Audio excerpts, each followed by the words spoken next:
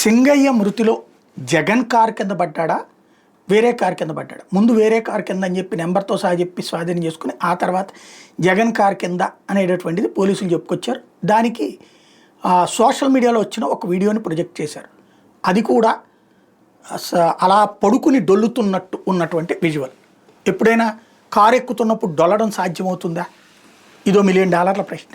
రెండవది, కారుకు అలా నిలువుగా పడుకుని డొల్లుతారా అన్నది ఇంకొక ప్రశ్న. ఇప్పుడు ఈ అంశానికి సంబంధించినటువంటి ఆధారాల్ని కోర్టులో సబ్మిట్ చేయాలి. జగన్ కోర్టులో వేసాడు క్వాష్ చేయటం. వీళ్ళు 15 రోజులు టైం అడిగారు.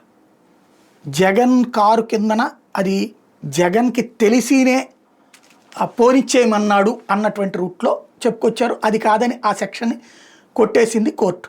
ఇప్పుడు ఆ జడ్జి గారు పక్కకి వెళ్ళిపోయారు. ఇంకో జడ్జి గారు ముందుకు వచ్చారు. ఆయన నేను చూడన్నారు, ఆయన ట్రోల్ చేయగానే ఆయన పక్కకి తప్పుకున్నారు. ఇప్పుడు ఇంకో జడ్జి గారికి వచ్చింది.